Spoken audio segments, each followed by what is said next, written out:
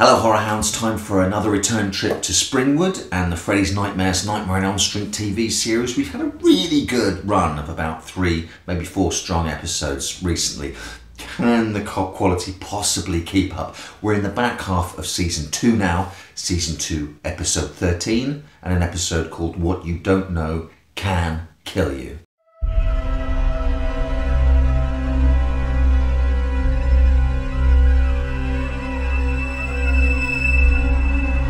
I bid you welcome. I welcome you to my house. Welcome to my house. Welcome to my home.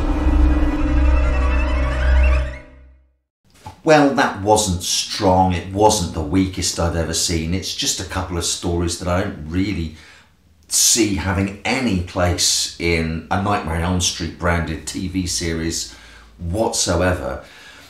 There are a couple of twist in the tail stories that are, you could easily suggest are rejected scripts for Tales of the Unexpected or Tales from the Dark Side. The A story starts with Dr. Crowley, a hypnotherapist, a guy who he puts the rapist in hypnotherapist. Literally, we see him with his first patient, putting her under and then making her think that he's her husband so that he can have sex with her. His boss walks in and discovers them, and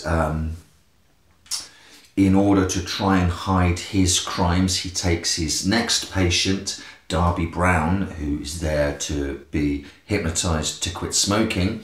It basically turns him into a programmed assassin, hypnotizes him, has him go out and kill his previous patient, Mrs. Lowe, and then sets him about the task of killing his boss, who's going to report him for his crimes.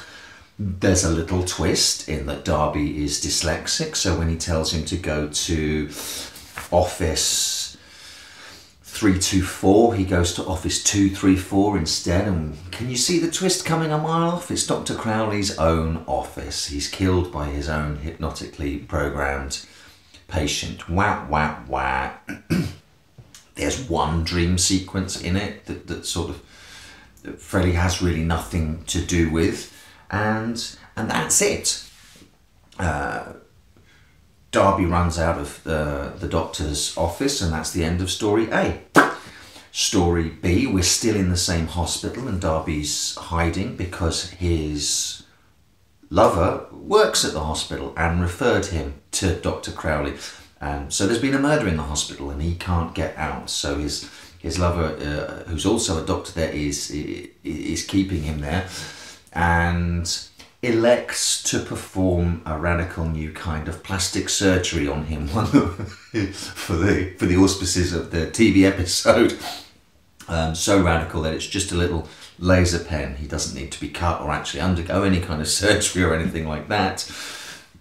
A nonsense bit of science just so that they can hurry the plot along. This series is becoming really quite synonymous with absolutely BS science just to get the story done and dusted with. Anyway, they pick a face at random, and it just from a magazine, and it just so happens to be the face of a mob hitman who's turned state's evidence. So 1 week later, when he leaves the hospital and goes to stay in his back to stay in his hotel, it also just so happens, coincidence upon coincidence upon coincidence, that just across the hall from him is the hotel room where the mob hitman is staying.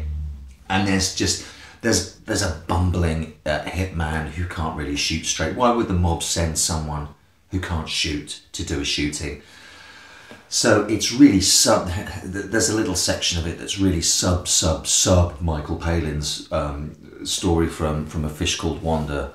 And there are a ton of sort of hallucination fake outs where he keeps imagining himself being killed by this hitman, and then, oh, it's just a dream, oh, it's just a dream, oh, it's just a dream.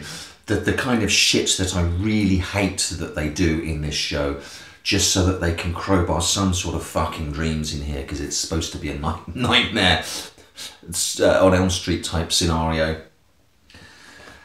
And in order to try and get out from under this nonsense, they decide, the couple decide to try and lead the hitman, the assassin, to the hitman, who's turned state's evidence.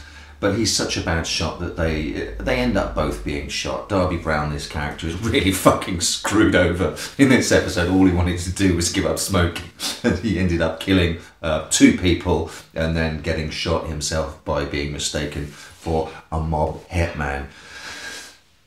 There's really nothing to recommend this episode whatsoever. It's just 45 minutes of some stuff that happens. It's not abominable. But it has no place in a Nightmare on Elm Street TV series. Jordan Peele is currently about to unveil a new and shiny version of The Twilight Zone. I would love to be put in charge of a new Freddy's Nightmares TV series. It has so much potential, and just to see it circling the drain in some episodes is absolutely heartbreaking.